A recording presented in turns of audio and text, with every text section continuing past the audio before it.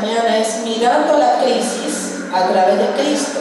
Y se dan cuenta cómo se va sintonizando todo. Claudio nos habló de crisis que había estado pasando en su vida. ¿Y cuántos más de nosotros pasamos crisis? La palabra de Dios se lee en el nombre del Padre, del Hijo y del amado Espíritu Santo. Juan capítulo 11, del verso 1 hasta el verso 6. En esta porción de la palabra nos habla sobre la muerte de Lázaro, la aldea de María y de Marta, su hermana. María, cuyo hermano Lázaro estaba enfermo, fue la que ungió al Señor con perfume y le enjugó los pies con sus cabellos. Enviaron pues las hermanas para decir a Jesús: Señor, he aquí el que amas está enfermo. El verso 4. Oyéndolo Jesús dijo: esta enfermedad no es para muerte, sino para la gloria de Dios, para que el Hijo de Dios sea glorificado por ella. Y amaba Jesús a Marta, a su hermana y a Lázaro. Cuando oyó pues que estaba enfermo, se quedó 2 días más en el lugar donde estaba. Puede tomar su lugar, hermanos. Qué interesante, ¿no? La historia de Lázaro. Era muy amigo, era muy allegado a Lázaro, a Marta, a María. Dice la palabra del Señor que era la familia donde cual Jesús se sentía bien.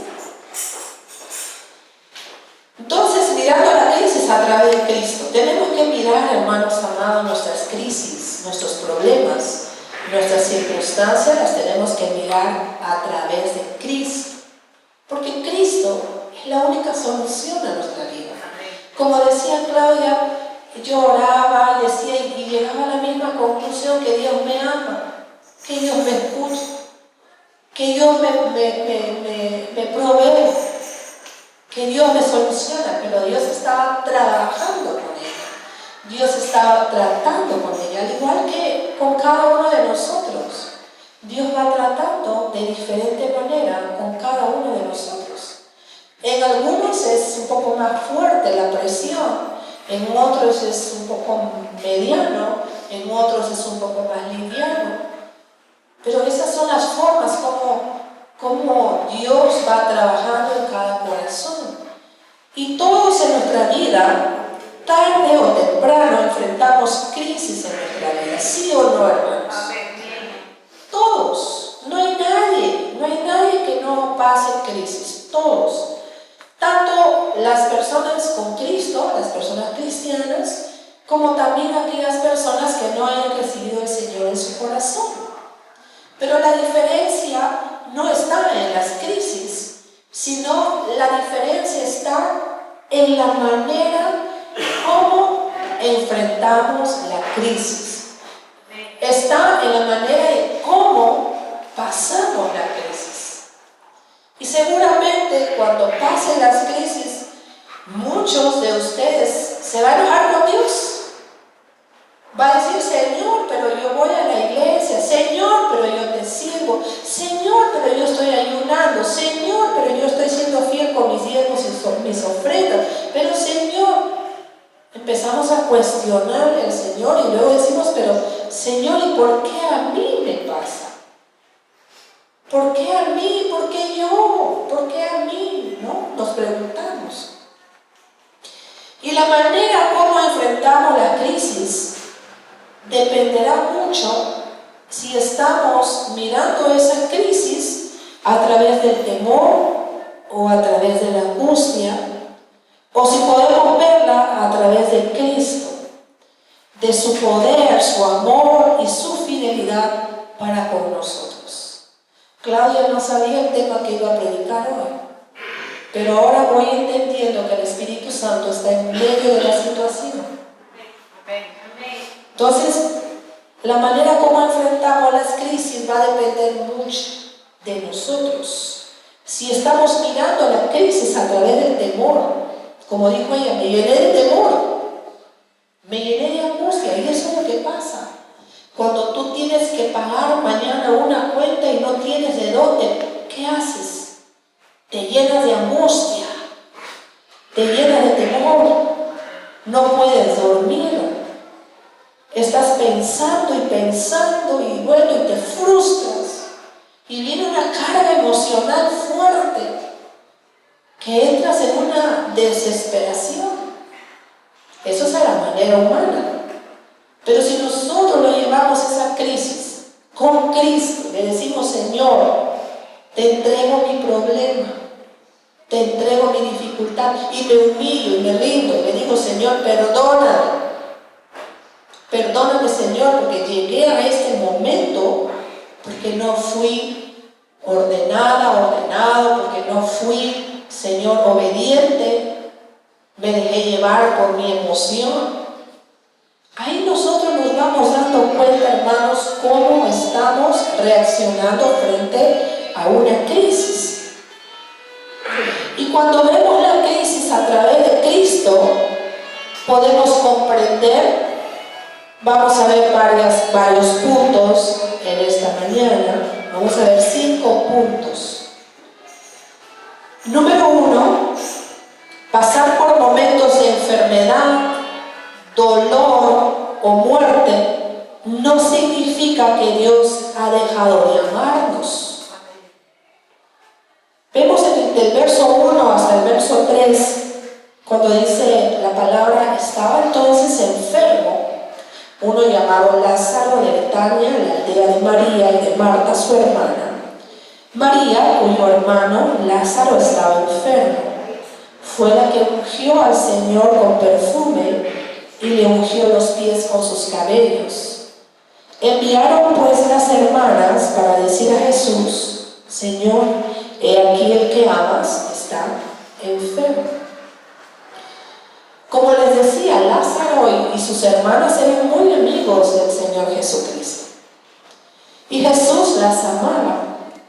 Y podemos ver que a pesar de eso, Lázaro estaba enfermo gravemente. Que son cosas y son situaciones que todos vamos a pasar. No hay ni uno que esté exento de no pasar por la enfermedad o por un accidente, qué sé yo. Y esto nos muestra que nadie está exento de pasar momentos de dolor y de aflicción.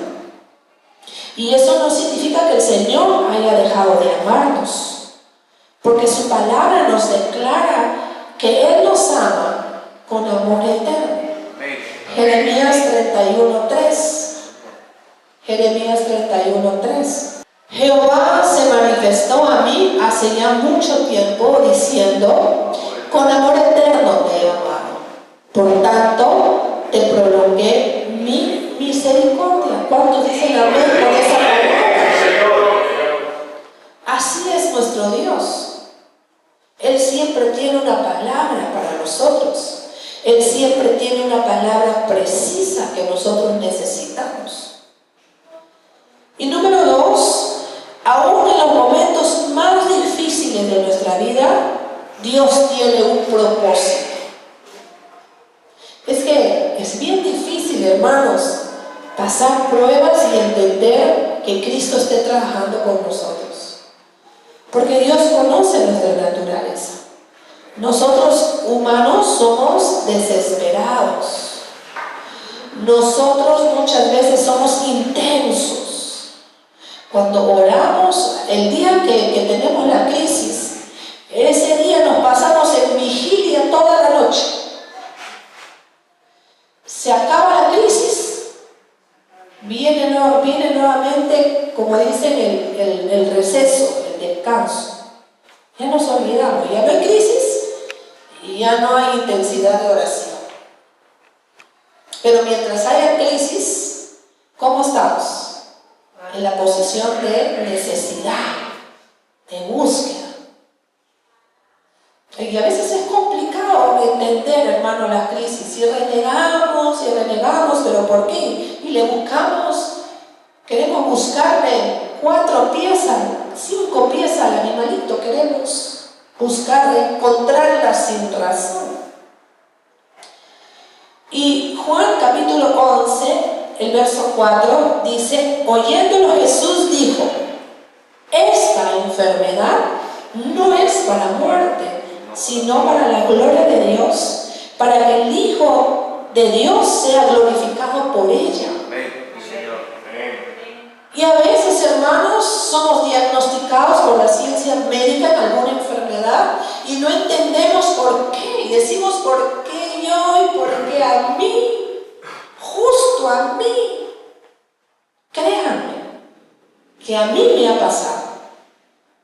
Yo he tenido también mis momentos de aflicción en intimidad, en soledad con el Señor, y he vaciado mi corazón y he llorado y he dicho: Señor, pero yo me he cuidado, de vez en cuando he pecado tomando una gaseosa con un queque.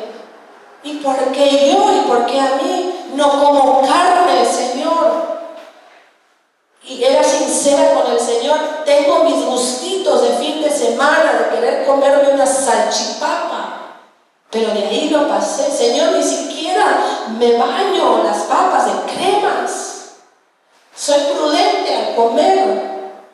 ¿Y por qué, Señor, me vino a mí esto?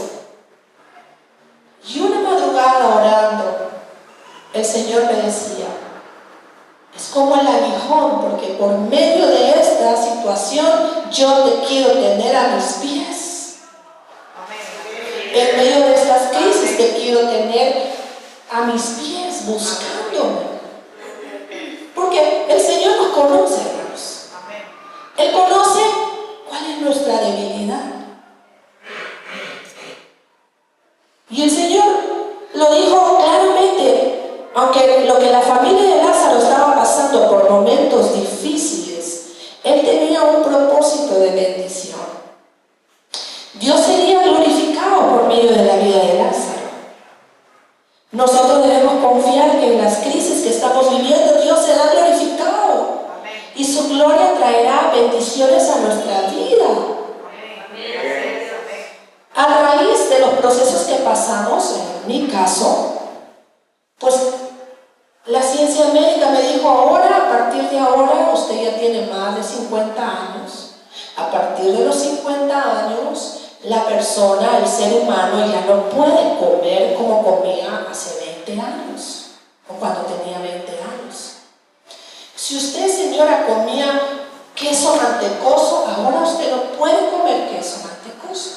Usted tiene que comer queso pasteurizado, el que no tiene grasa.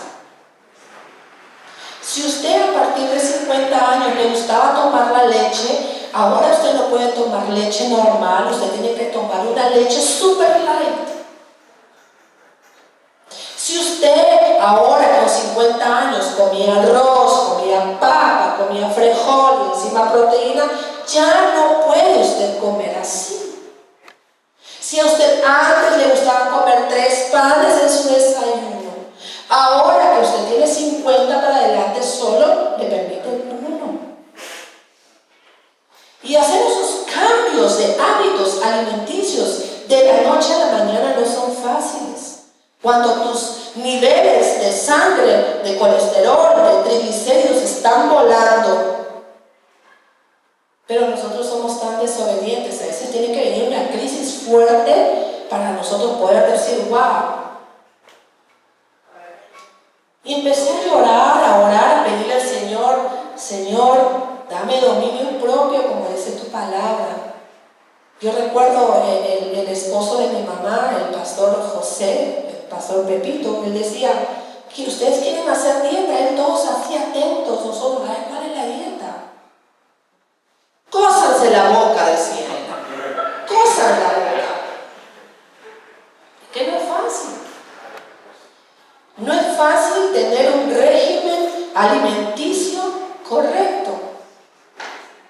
Yo, hermanos, desde que empecé el ministerio, yo empecé a preguntar: Señor, ¿por qué yo tenía un dolor en mi talón? Me dolía mucho el talón. Y el enemigo trabajaba mucho en mi mente. Me decía: desde que asumiste el ministerio, ministerio, estás mucho tiempo parado en el altar. Porque si ustedes se dan cuenta, hermanos, los pastores estamos parados ahí en toda la alabanza, en toda la adoración, y cuando subimos acá, seguimos parados. Entonces yo decía, son muchas horas que estoy parada. Y tenía un dolor en el talón, era un dolor que me afligió por muchos años. Y me iba a que me hagan la reflexología, me frotaban, me hacían masajitos, me pasaba por momentos. Luego, otra vez venía ese dolor, pero yo no sabía que esos dolores eran productos de mi mala alimentación. Tenía exceso de grasa en mi cuerpo, tenía exceso de carbohidratos en mi cuerpo. Y el cuerpo es tan sabio que empieza a manifestar las dolencias. Cuando me dolía mi cabeza, decía, Señor, este dolor es porque no dormí mis horas completas, o este dolor de cabeza es porque me quiere venir una gripe, o este dolor de cabeza es de ansiedad, de preocupación, de estrés. ¿Qué es? Y decía, no voy a tomar la pastilla, voy a ir a la oración a entregarle al Señor mis cargas. Entonces nosotros debemos confiar que en las crisis que estamos viviendo Dios será glorificado y su gloria traerá bendiciones a nuestra vida. Claro que sí. No ha sido fácil y no sigue siendo fácil para mí mantener un régimen de dieta. La primera vez llegué a bajar 30 kilos y nunca había bajado tanto de peso como en aquella vez. Ya recuperé 10 y constantemente estoy siempre en un régimen. Claro, me cuesta recursos, dinero, ir cada 2 meses al médico. No es porque dependa del médico, porque tengo un régimen de control. Porque la ciencia médica quiere evitar en mí que se desencadene algo peor. Y tengo que cuidar de mis demás órganos, mis riñones, tengo que cuidar el hígado, tengo que cuidar el estómago, tengo que cuidar el corazón. Mi única debilidad es que no hago deporte físico. Puedo caminar, pero no todos los días porque los afanes de la casa, el ministerio, la familia y qué sé yo, claro, son justificaciones. También nosotros vivimos contra el reloj del tiempo, si ustedes se han dado cuenta. Vivimos contra el reloj del tiempo, ya los tiempos ahora se han acortado.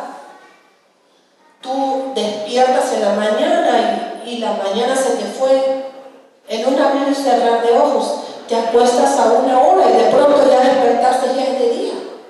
No sé si les ha pasado a ustedes. Y el día jueves que fuimos a ese evento, Salvemos a la Familia, hay un escritor, es político, varón, es argentino, y sería bueno que ustedes lo siguieran para escuchar los temas de historia que viene desde un inicio, porque todo tiene una raíz, hermanos. La situación en la que estamos viviendo tiene una raíz de siglos, de años. Y hoy en día ya eso ha rebalsado, y él ha escrito últimamente un libro que se llama La generación de idiotas. Porque todos los idiotas quieren cambiar las leyes a su beneficio, y ahí está de por medio la política, los gobernantes, los políticos. Está de por medio la ONU, la Organización de las Naciones Unidas, donde quieren interponer leyes. Porque la ONU no quiere que haya más aumento de población, quiere que haya disminución de población. Por eso que están disfrazados esas leyes sobre el aborto. Y hermanos, nuestro deber como cristianos es orar para que el Señor levante gobernantes temerosos de Dios. Personas involucradas en el gobierno de una nación para que ellos puedan ser los defensores de las leyes que Dios las ha estipulado en su palabra. Y a veces es bueno escuchar, porque también uno tiene que saber como intercesor cómo orar, de qué manera orar por su familia, por su nación, por sus gobernantes, por los presidentes. Y es una cosa tan asombrosa los millones de dineros que invierten en esas ONGs disfrazadas para cambiar los roles de la familia, de la ideología de género. Es algo asombroso. Y cuando escuchamos a Agustín Laje, decía: Señor, levanta más a Agustín Laje, levanta un Agustín Laje en el Perú, en cada país. Y he estado más o menos siguiendo y he visto que hay una joven en Puerto Rico de 24 años que también defiende la familia y defiende los derechos de la familia. Ella es cristiana de Puerto Rico. Agustín Lajes es cristiano, tiene 34 años.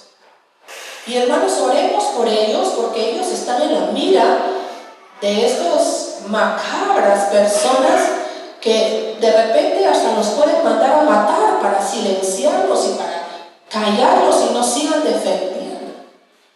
Por eso es que como cristianos tenemos que seguir orando. Pero estamos todos entretenidos en nuestros problemas, en nuestras necesidades, y ya no tenemos tiempo para orar por el matrimonio, por la familia, por el país, por la educación, por la familia. Aún en los tiempos de angustia, como vemos en el verso 6, cuando oyó pues que estaba enfermo, se quedó 2 días más en el lugar donde estaba.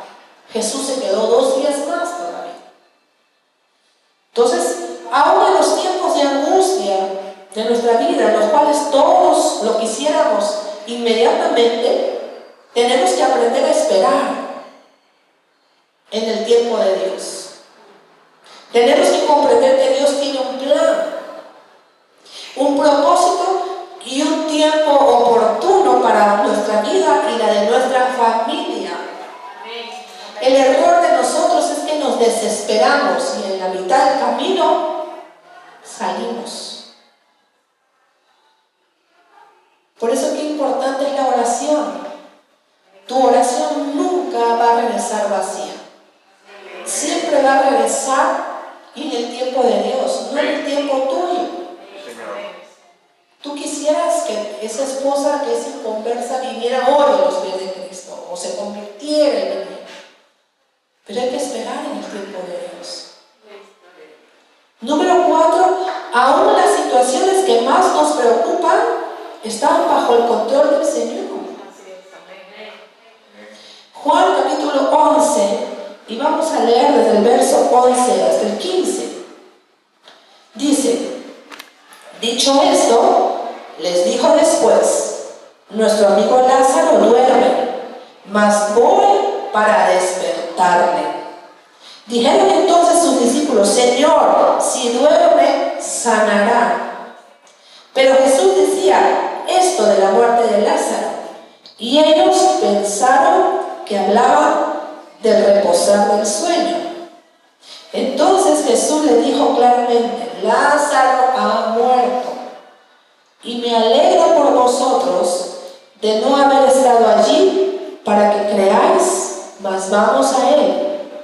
Dijo entonces Tomás, llamado Dídimo, a sus codiscípulos: vamos también nosotros para que muramos con él. Entonces seguramente en ese mismo instante, en la casa de Marta y de María, se estaban viviendo momentos de angustia y de desesperación por la muerte de su hermano Lázaro. Ya me imagino cómo Marta debe haber estado renegando, ¿no? Le he dicho a Jesús hace 2 días y todavía él no viene. Pero podemos ver que aunque ellos no lo sabían, ya nuestro Señor Jesucristo tenía el control sobre todo. Él conocía cada detalle de lo que estaba ocurriendo, porque Él es Dios. Y ya había declarado una palabra de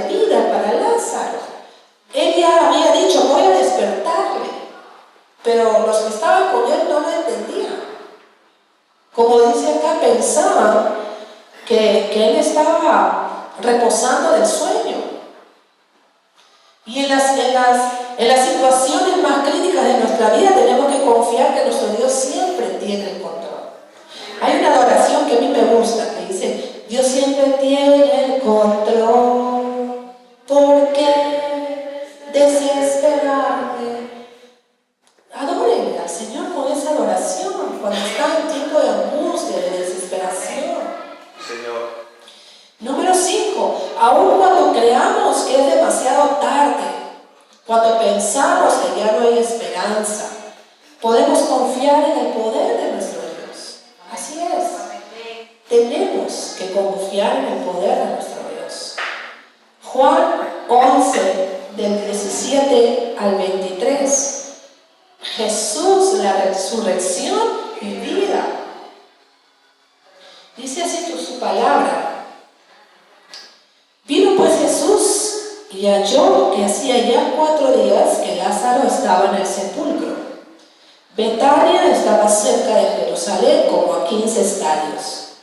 Y muchos de los judíos habían venido a Marta y a María para consolarlas por su hermano.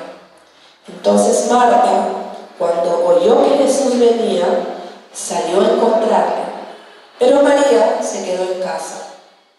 Y Marta dijo a Jesús: Señor, ahí viene el reclamo, si hubieras estado aquí, mi hermano no habría muerto. Mas también sé ahora que todo lo que pidas a Dios, Dios te lo dará. O sea, estaba reclamando, pero a la vez estaba entendiendo que Dios tenía la razón. Jesús le dijo: tu hermano resucitará. Jesús es tan amoroso, Jesús es tan bueno a pesar de nuestras dudas, a pesar de nuestros reclamos, a pesar de nuestra rebeldía, porque cuando viene crisis, ¿cómo nos ponemos? Rebeldes. ¿Y el rebelde cómo es? Se pone como un niño el rebelde. No me voy a la iglesia, no voy a servir, me quedo en mi casa, me quedo viendo YouTube, mejor me voy a otro lado. ¿Para qué? Así nos ponemos, rebeldes, como niños rebeldes.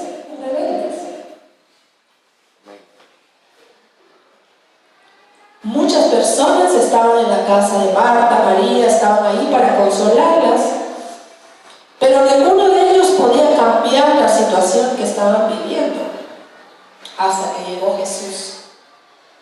Pues cuando Jesús llega a nuestra vida, Él nos da esa verdadera esperanza. ¿Cuántos dicen amén? Jesús nos da ese verdadero consuelo. Jesús nos da esa verdadera paz que necesitamos. Porque Él sí puede transformar nuestras lágrimas en alegría y nuestro dolor en gozo, aunque todo parezca perdido. Jesús no solamente dijo 2 palabras, pero esas palabras transformaron la vida de esa familia. Tu hermano resucitará. Tu hermano resucitará. Le dio esa tranquilidad que en ese momento necesitaba. Yo me imagino cómo debe haber sido el reclamo de Marta, ¿no? Como nosotros, como muchos de nosotros. Jesús, hace 2 días que te dije que mi hermano estaba muerto y tú recién vienes. Si tú no te hubieras ido, mi hermano no se hubiera muerto. Ya me imagino. Y Jesús, tan bueno y tan amoroso, le dijo: bueno, Martita, tranquila. Tu hermano va a resucitar, tranquila. Serena, morena, tranquila. Pero ya me imagino. Yo me veo en el escenario, ya me imagino cómo debe estar. A ver, debía haber estado Marta, porque Marta era de carácter. Mientras que María era todo lo opuesto a Marta. Y no solamente te lo dijo, sino que también lo cumplió. Eso fue lo más grande y maravilloso. No solamente Jesús le dijo eso a María, a Marta, sino que lo demostró con hechos. Y también lo puede hacer en nuestra vida y en nuestra familia. ¿Cuántos dicen amén? ¿O solamente Dios hace a algunas personas? No, Dios les hace a todos. Tú y cada uno de ustedes tienen una crisis que están pasando ahora. Tienen una necesidad. ¿Pero a dónde tienen que correr? Tienen que correr a los pies de Cristo. Aprender a descansar. Aprender a entender. Aprender a esperar. Y muchas veces la espera desespera, ¿sí o no? A veces esa espera es 1 año, 2 años, 3 años. Bendito sea el Señor que en Claudia fue 5 meses sin empleo. En Carla fue 8 meses sin empleo. Hay personas que están sin empleo 10 años. Y se va a tardar, hermanos, a la medida que nosotros nos pongamos difíciles también. A veces el Señor nos permite la prueba y a veces a algunos les dura 2, 3 días la prueba. Porque encontraron la clave. ¿Y la clave cuál es? La humillación y la rendición. Humíllate, ríndete ante los pies de Cristo y dile: Señor, no he sido justo, no he sido honesto, honesta, no he sido capaz, Señor, de hacer, de llevar. Yo les comentaba a las hermanas en un viernes de ayuno que yo salí de mi casa, no salí casada de mi casa. Yo venía de una familia cristiana, de una denominación bautista en la ciudad de Iquitos. Y todo padre y toda madre quiere que sus hijos, ya sea hija mujer o sea hijo hombre, salgan de su casa casados. Pero yo salí de mi casa embarazada, sin haberme casado. Hice llorar a mi mamá, hice llorar a mi papá. Recuerdo que mi papito estaba muy enfermo ya, y él en su crisis de enfermedad, él lloraba y decía: ¿qué van a decir la familia? ¿Qué van a decir las amistades? Y yo veía que mi papá lloraba. Mi mamá se hacía la fuerte y en el fondo yo había causado una herida en mis padres, una decepción. ¿Y saben qué hice, hermanos? Tuve que rendirme a Cristo, a pedirle perdón a Él. Perdóname, Señor, por haber infringido un pacto contigo. Perdóname, Señor, por haber faltado en desobediencia a mis padres. Lo hice con Dios y luego lo hice con ellos. Y después de eso empezó mi vía crucis, porque yo me había comprometido con alguien en yugo desigual.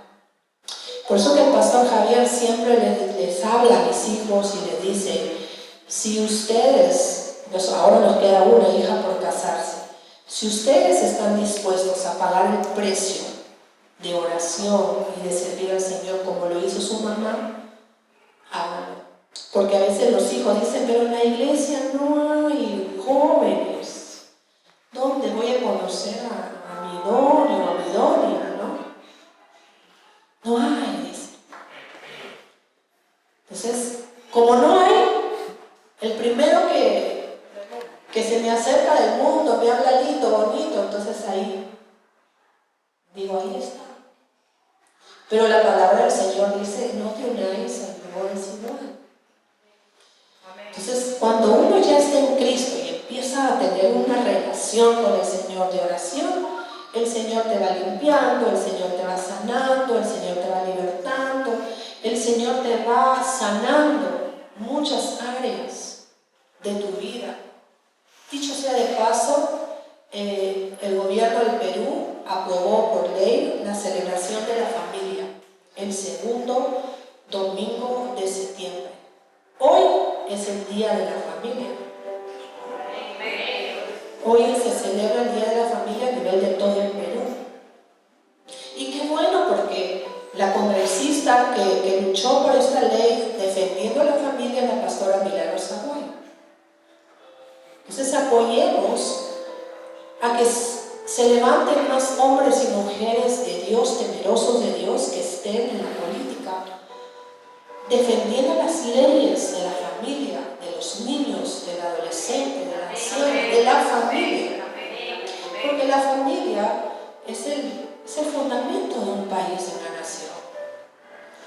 Entonces, por esa razón, hermanos amados, necesitamos más que nunca orar mucho, interceder mucho por la familia, interceder mucho por los hijos.